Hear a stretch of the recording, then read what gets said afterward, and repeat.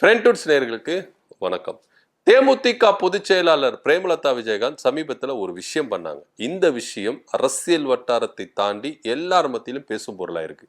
என்ன விஷயம் அப்படின்னா, தன்னுடைய கணவர் விஜயகாந்த் அவருடைய மறைவுக்கு பிறகு பென்ஷன் எனக்கு வேணும், எம்எல்ஏ பென்ஷன் எனக்கு வேணும் அப்படின்னு அவங்க அப்ளை பண்ணியிருக்காங்க. பென்ஷன் பணம் 15,000 ரூபாய், மாதம் 15,000 ரூபாய். ஏ பிரேமலதா விஜயகாந்த் ரொம்ப ஏழை ஆயிட்டாங்களா? ஏன் அவங்க இந்த காசுக்கு போய் அற்பமா போயிட்டு இந்த அளவுக்கு வந்து இறங்கி வந்து செய்றாங்க? அவங்களுக்கு என்ன, அவங்களுக்கு பணம் இல்லையா, வசதி இல்லையா, வாய்ப்பு இல்லையா? ஏன் இந்த அளவுக்கு இறங்கிட்டாங்க? அவங்களோட கட்சியோட பொதுச் செயலாளரு, அவங்க எவ்வளோ சொத்து சேர்த்து வச்சிருப்பாங்க? அவங்களுக்குன்னு நிறைய இடங்கள்லாம் இருக்கு, சொத்துக்கள் மதிப்புகள் இருக்கு. ஏன் இந்த அளவுக்கு இறங்கிட்டாங்க? இந்த 15,000 ரூபாய் வச்சு தான் அவங்க குடும்பம் நடத்தணுமா, அவங்க பொழப்பு நடத்தணுமா அப்படின்னு பலர் மத்தியில பேசும் பொருளா இருக்கு. ஆனா இத சிலர் கொச்சைப்படுத்தி பேசிட்டு வராங்க. அதாவது சட்ட விதி என்ன சொல்லுதுன்னா, ஒரு எம்எல்ஏவா 10 வருஷம் நீங்க இருந்துட்டீங்கன்னா பென்ஷனுக்கு நீங்க தகுதியானவங்க அப்படின்னு சொல்லப்படுது. பென்ஷன் தொகையா வருகிற 15,000 ரூபாய் பணத்தை வைத்து தான் பிரேமலதா குடும்பத்தை நடத்தணுமா, கட்சியை நடத்தணுமா, அவங்களோட வாழ்வாதாரத்தை அவங்க நடத்திக்கணுமா அப்படின்னு பலரும் பலதரப்பட்ட கருத்துக்களை தெரிவிக்கிறாங்க. இதுல நீங்க பணம் அப்படின்னு எடுத்துட்டீங்கன்னா இது 15,000 ரூபாய் தான். இந்த பணத்தை வச்சு அவங்க வந்து குடும்பத்தை நடத்த போறதில்ல, அவங்க வாழ்வாதாரத்தை அவங்க காப்பாத்திக்க போறதில்ல. ஆனா உரிமை அப்படின்னு ஒண்ணு இருக்குல்ல, இது குறித்து நிறைய பேர் பிரேமலதா விஜயகாந்துக்கு ஆதரவா கருத்து தெரிவிச்சிருக்காங்க. குறிப்பா இந்த பக்கம் திமுகல இருக்கிற எம்பி என்ன சொல்றாரு, அது வந்து அவங்க பணத்துக்காகலாம் அது பேர் பண்ணல.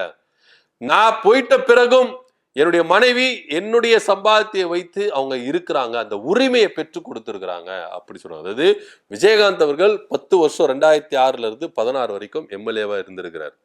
சோ அப்படி இருக்கும் பொழுது அந்த உரிமை தொகையை தான் அவங்க கேட்கிறாங்களே கண்டி, இது பணத்துக்கான விஷயம் அல்ல, யாரும் இதை தப்பா பேச வேண்டாம் அப்படின்னு கண்டிப்போடு என்ன பண்ணியிருக்காங்க பிரேமலதா விஜயகாந்த் சொல்லியிருக்காங்க. உண்மையிலேயே அதுதான் கூட சார்.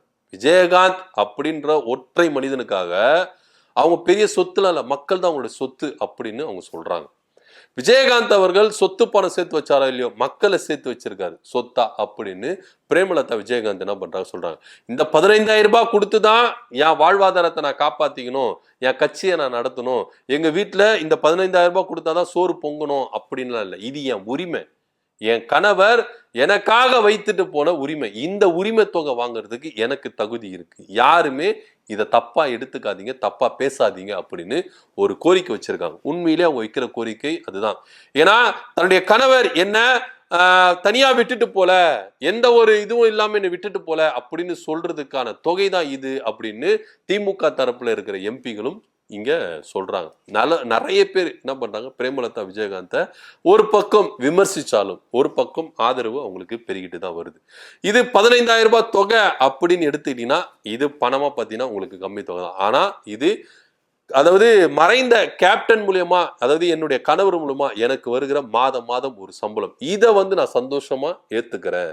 ஏன்னா என் கணவர் என்னை வந்து கல்யாணம் பண்ணாரு, என்ன ஒரு பொது வாழ்க்கையில கொண்டு வந்தாரு. ஆனா என்னை தனியா விட்டுட்டு போல, எனக்கு மாதம் ஒரு 15,000 ரூபாய் என் கணவருடைய சம்பளமா அதை நான் எடுத்து இது பண்ணிக்கிறேன், என் கணவர் எனக்கு கொடுத்துட்டு போகிறாரு அப்படின்னு சொல்லிட்டு தான் நான் அதை ஏத்துக்கிறேன் அப்படின்னு சொல்லிட்டு ரொம்ப உருக்கமா அவங்க பேசியிருக்கிறாங்க. ஆனா ஒரு சிலர் இதை புரிஞ்சிக்காம இதை வந்து என்ன பண்றாங்க, தவறா பேசுறாங்க அப்படின்னு ரொம்ப மனசு வேதனைப்பட்டு அவங்க சொல்லியிருக்காங்க. ஏன்னா கேப்டன் விஜயகாந்த் அவர்கள் உயிரோடு இருக்கும் பொழுது மக்களை சொத்தாக சேர்த்தார், மக்கள் பட்டாளத்தை அவர் சம்பாதித்தார். இப்போ ஒன்னும் இல்லைங்க, உதாரணத்துக்கு எடுப்போம், எல்லாரும் நம்ம சொல்லுவோம் எனக்கு சொத்து இல்லை, எனக்கு வந்து எதுவுமே இல்லை, ஆனா மக்கள் இருக்காங்க, மக்கள் கிட்ட நான் சாப்பாடு சாப்பிட வரேன் அப்படின்னா மக்கள் எத்தனை பேர் எனக்கு சோறு போடும். ஏன்னா கேப்டன் விஜயகாந்த் எல்லாருக்கும் சோறு போட்டுருக்காருங்க. அவரு செய்த சேவைகள் எல்லாம் புண்ணியம், அந்த அளவுக்கு புண்ணியம் இருக்கு. இவங்களுக்கு இந்த பென்ஷன் தொகையை வச்சுதான் இவங்களுக்கு வந்து இது வரணும்னு இல்லை, தொண்டர்கள்லாம் சேர்ந்தே இவங்களை என்ன பண்ணலாம், தூக்கி விடலாம். அந்த அளவுக்கு கேப்டன் அவர்கள் என்ன பண்ணியிருக்காரு, மக்களை சேர்த்து வச்சுட்டு போயிருக்காரு.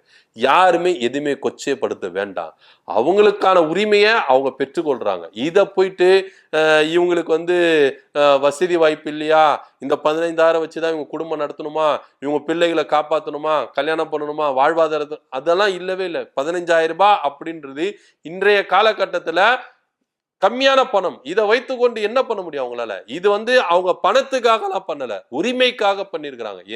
என் கணவருக்கு வர வேண்டிய உரிமை தொகை, அதை நான் என்ன பண்றேன், வாங்குறேன், அவ்வளவுதானே கண்டி. இதை நீங்க வந்து கேவலப்படுத்தாதீங்க அப்படின்னு சொல்லிட்டு தான் ரொம்ப மனதுருகி பேசியிருக்காங்க. நம்ம தரப்புலும் அதான் சொல்றோம். ஏன்னா உண்மையிலே சொல்ற மாதிரி அவங்களுக்கு இல்லாத சொத்தா, அவங்களுக்கு இல்லாத பணமா, அவங்களுக்கு இல்லாத வசதி வாய்ப்பா, அவங்களுக்கு வந்து இந்த 15,000 ரூபாய் வச்சுதான் குடும்பம் நடத்தணும்லாம் இல்ல.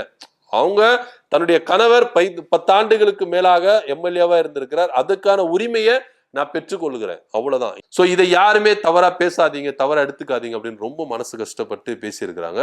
அவங்களுடைய உணர்வையும் நம்ம மதிப்போம். ஏன்னா ஒரு தலைவருடைய மனைவி பொதுச் செயலாளர், இப்ப அந்த கட்சிக்கு அவங்க பொதுச் செயலாளர் இருக்கிறாங்க.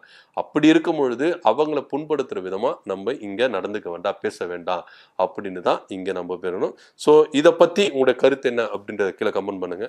நன்றி, வணக்கம்.